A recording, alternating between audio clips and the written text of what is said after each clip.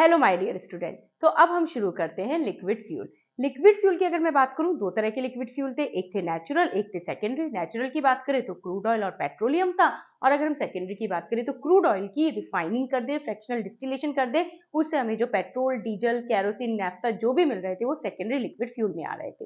ठीक है, लेकिन आज जो हम टॉपिक पढ़ने वाले हैं उसका नाम है क्रैकिंग। देखिए क्रैकिंग क्या चीज होती है, नाम से हमें पता चल रहा है क्रैकिंग। क्रैकिंग मतलब क्रैक, रटना कुछ भी नहीं है, सिर्फ समझना है। क्रैकिंग मतलब क्रैक, और क्रैक मतलब किसी चीज को तोड़ देना। देखिए अगर हम बात करें कि पेट्रोल क्या है, पेट्रोल क्या है हमारे पास में हाइड्रोकार्बन। ठीक है, हाइड्रोकार्बन आपके पास में अगर पेट्रोल है, पेट्रोल है हमारे पास में हाइड्रोकार्बन।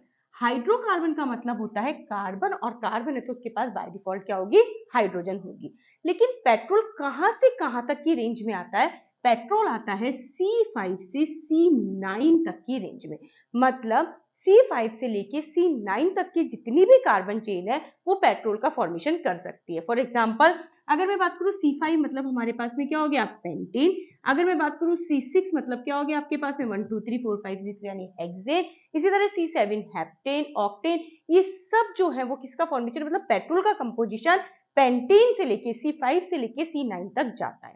ठीक है, लेकिन पेंटेन, पेंटेन के अलावा अगर मैं इसको ब्रांच कर दूं, मैं इसको आइसोमर, इसका आइसोमर बना दूं तो क्या हो सकता है, पेंटेन हमारे पास में होता है। अगर ये 6 कार्बन की चेन है, इस चेन को मैं साइकिल में कर दूं तो मेरे पास में क्या हो गया, साइक्लोहेक्सेन हो गया। अगर मैं इसको एरोमेटिक कंपाउंड बना दूं तो ये भी 6 कार्बन की चेन है, तो ये क्या हो गया मेरे पास में, बेंजीन। इसका मतलब C5 से C9 तक का जो कार्बन कंपोजिशन है उसी के अंदर आपका क्या आता है, पेट्रोल आता है। ठीक है, अब आपको पता है कि जो पेट्रोल है वो कितना मुश्किल हो रहा है। अभी क्रूड ऑयल मतलब पेट्रोल धीरे धीरे खत्म होता जा रहा है, तो पेट्रोल की प्रॉब्लम आ रही है। पेट्रोल को गैसोलीन भी कहा जाता है, तो गैसोलीन हमारे पास में देखा जाए तो एक लिमिटेड हमारे पास रिसोर्स है, और इसको बनने में भी काफी टाइम लग जाता है।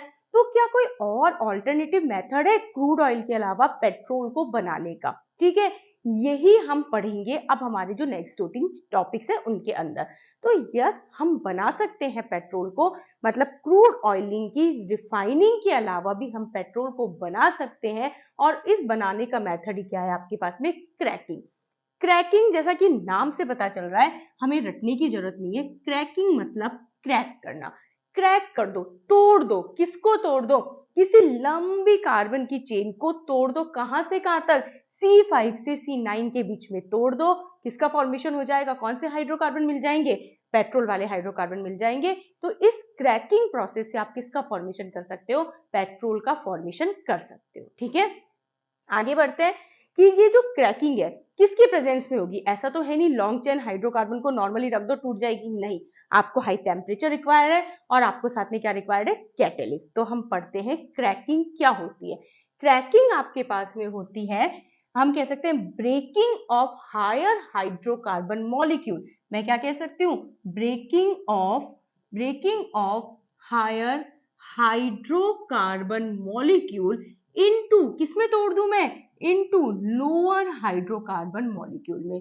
Lower hydrocarbon lower hydrocarbon molecule में अगर मैं तोड़ देती हूं तो इसी को क्या कहा जाता है, मॉलिक्यूल में अगर मैं तोड़ दूं इसी को हम कहेंगे क्रैकिंग। या मैं कह सकती हूँ हायर मॉलिक्यूलर वेट, जो हायर लंबे चेन वाले हाइड्रोकार्बन उनका मॉलिक्यूलर वेट भी ज्यादा होता है, तो हायर मॉलिक्यूलर वेट वाले हाइड्रोकार्बन को अगर मैं ब्रेक कर दूं या क्रैक कर दूं लोअर मॉलिक्यूलर वेट वाले हाइड्रोकार्बन में, ये है क्रैकिंग। और इस क्रैकिंग प्रोसेस से हम किसका फॉर्मेशन कर रहे हैं, पेट्रोल का फॉर्मेशन कर रहे हैं। आपको ये ध्यान रखना है।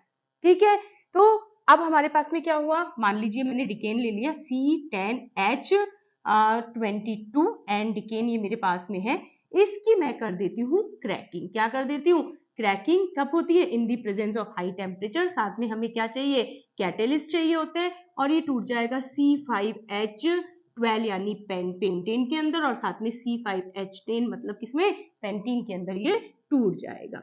तो ये सिर्फ एक जनरल एग्जाम्पल है आपके पास में कि किस तरीके से, क्या कोई ऑल्टरनेटिव वे भी है क्या पेट्रोल को बनाने का। क्रूड ऑयल जो है उसकी फ्रैक्शनल डिस्टिलेशन के अलावा क्या ऑल्टरनेटिव वे है पेट्रोल को बनाने का। तो yes, the way is cracking. Higher hydrocarbon molecule को तोड़ दो लोअर हाइड्रोकार्बन मॉलिक्यूल में in the presence of high temperature and catalyst, इसे क्या कहा जाता है, क्रैकिंग कहा जाता है। ठीक है, ये जो क्रैकिंग है, ये क्रैकिंग आपके सिलेबस में 2 टाइप की है। अगर मैं बात करूं क्रैकिंग, तो क्रैकिंग भी 2 तरह की है। एक आपके पास में है थर्मल क्रैकिंग। कौन सी क्रैकिंग है? थर्मल क्रैकिंग, नाम से पता चल रहा है। दूसरी हमारे पास में हो जाती है कैटेलाइटिक क्रैकिंग। कैटेलाइटिक क्रैकिंग हो जाती है। ठीक है, थर्मल क्रैकिंग नाम से पता चल रहा है, टेम्परेचर बहुत हाई देना पड़ेगा, टेम्परेचर की प्रेजेंस में हायर हाइड्रोकार्बन मॉलिक्यूल को लोअर में तोड़ दिया। कैटेलाइटिक क्रैकिंग की बात करें, कैटेलाइटिक क्रैकिंग में अगर आप कैटेलिस्ट यूज में ले लेते हो तो आपको कम टेम्परेचर की रिक्वायरमेंट होती है इसके कंपेयर में। ठीक है, तो यहाँ पे आप कैटेलिस्ट को यूज में ले लेते हैं। फर्दर इन दोनों को अलग अलग 2 हमारे पास में मेथड है, उनमें डिवाइड किया गया है। आपको इतना याद करने की जरूरत नहीं है, लेकिन मैं आपको एक बार बता देती हूँ। थर्मल क्रैकिंग जो होती है ये भी 2 टाइप की है। एक है लिक्विड फेज थर्मल क्रैकिंग, और दूसरी है वेपर फेज। कौन सी है? Vapour phase thermal cracking. Liquid phase में कुछ नहीं है, इसमें टेम्परेचर वेपर फेज के कंपेयर में कम होता है। नाम से पता चल रहा है, वेपर फेज मतलब वेपर का फॉर्मेशन होगा हाई टेम्परेचर पे ही होता है, तो ये हाई टेम्परेचर बहुत ज्यादा और ये लो टेम्परेचर। ठीक है, अगर कैटेलाइटिक की बात करूं तो ये आपकी सिलेबस में 2 तरह की क्रैकिंग है। एक है fixed bed catalytic cracking, fixed bed catalytic cracking, और दूसरी है moving bed catalytic cracking. Moving bed catalytic cracking, ये 2 क्रैकिंग है। इन दोनों क्रैकिंग को हम पढ़ेंगे। तो अब आपको समझ में आ गया होगा क्रैकिंग क्या होती है। क्रैकिंग होती है हायर हाइड्रोकार्बन मॉलिक्यूल को क्रैक करना, तोड़ देना लोअर हाइड्रोकार्बन मॉलिक्यूल में। क्यों? पेट्रोल बनाने के लिए। क्यों? क्योंकि हमें पेट्रोल की बहुत जबरदस्त रिक्वायरमेंट होती है। आप इसे नोट कर लीजिए, हम पढ़ेंगे फिक्स्ड बेड कैटेलाइटिक क्रैकिंग। तो अब हम शुरू करते हैं फिक्स्ड बेड कैटेलाइटिक क्रैकिंग। ठीक है, डायग्राम को देख के बिल्कुल भी घबराना नहीं है, सबसे इजीएस्ट पार्ट है ये आपकी पूरी इंजीनियरिंग केमिस्ट्री का। देखिए कैसे। सबसे पहले हमने क्या किया, क्योंकि हम पढ़ रहे हैं क्रैकिंग में भी कैटेलाइटिक क्रैकिंग 2 टाइप की होती है, fixed bed and moving bed. क्या होती है फिक्स्ड बेड कैटेलाइटिक क्रैकिंग? सुनिए, क्रैकिंग मतलब हायर हाइड्रोकार्बन मॉलिक्यूल को क्रैक कर देना लोअर हाइड्रोकार्बन मॉलिक्यूल में, जिससे हमें क्या मिल सके? पेट्रोल। ओके, ये सबसे पहले आपको दिख रहा है कंटेनर, ये है प्री हीटर। ये क्या है आपके पास में? Pre heater. इसका टेम्परेचर ऑलरेडी 425 से 450 डिग्री मेंटेन रहता है।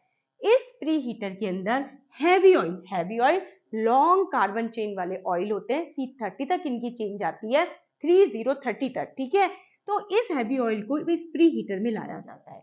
जैसे ही ये हैवी ऑयल प्री हीटर में आएगा, 425 से 450 डिग्री टेम्परेचर पर ये वेपोराइज्ड हो जाएगा। ये जो वेपर है, ये वेपर एंटर करेगी दूसरे चैम्बर के अंदर, जिसे कहा जाता है कैटेलिस्ट चैम्बर।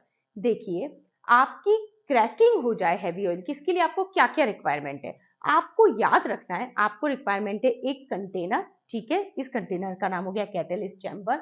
आपको रिक्वायरमेंट है टेम्परेचर की, बिल्कुल हम यहाँ टेम्परेचर दे रहे हैं, और साथ में रिक्वायरमेंट है कैटेलिस्ट की, तो ये कैटेलिस्ट भी यहाँ पे प्रेजेंट है, सिलिका और एल्यूमिनियम ऑक्साइड। ठीक है, यानी कि कभी भी हमें क्रैकिंग करनी है, हमें 3 चीजें चाहिए। मुझे एक डिब्बा चाहिए या एक बर्तन, एक कंटेनर, ये आपके पास में कैटेलाइटिक चैम्बर, हमें साथ में चाहिए कैटेलिस्ट, हमें वो भी मिल रहा है, और हमें टेम्परेचर चाहिए। अगर ये तीनों चीजें मिल गई और साथ में हैवी ऑयल तो एंटर कर ही रहा है, तो क्रैकिंग हो जाएगी।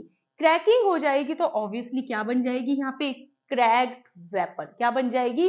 Cracked vapour. लेकिन देखिए, हमने इस हैवी ऑयल को ये नहीं कह के भेजा है कि हैवी ऑयल को सिर्फ और सिर्फ C5 से लेके और C9 तक के हाइड्रोकार्बन के बीच में ही स्प्लिट होना है या टूटना है। ये किसी में भी टूट सकता है, ये गैसेस भी बना सकता है, हो सकता है ये C1 में टूट जाए, C2 में टूट जाए, C3 में भी। मेरी बात समझ में आ रही है आप लोगों को? यानी मीथेन भी बन सकती है, इथेन भी बन सकती है, पेंटेन, हेक्सेन, हेप्टेन, कुछ भी यहाँ पे बन सकता है। तो यहाँ पे मिक्स्ड हमारे पास में क्या बन जाता है? हाइड्रोकार्बन का मिक्सचर यहाँ पे बन जाता है। ओके, तो ये कैटेलाइटिक चैम्बर जहाँ पे क्रैकिंग हो चुकी है, और इस क्रैकिंग से आपको मिलेगी क्रैक्ड वेपर। क्या मिल जाएगी? Cracked vapour. इस क्रैक्ड वेपर को लेके जाते हैं फ्रैक्शनेटिंग कॉलम के अंदर। कहाँ लेके जाते हैं? फ्रैक्शनेटिंग कॉलम के अंदर, फ्रैक्शनल डिस्टिलेशन के लिए। ये आपको पता है कि जो हमारा फ्रैक्शनल डिस्टिलेशन होता है ये अलग अलग जो लिक्विड होते हैं उन्हें उनके बॉइलिंग पॉइंट के अकॉर्डिंग सेपरेट आउट कर देता है। क्योंकि यहाँ पे मिक्सचर ऑफ हाइड्रोकार्बन बना है तो ये फ्रैक्शनल डिस्टिलेशन जो है वो अलग अलग जो भी लिक्विड बने होंगे और फ्रैक्शंस बने होंगे उन्हें सेपरेट आउट कर देगा, ठीक है।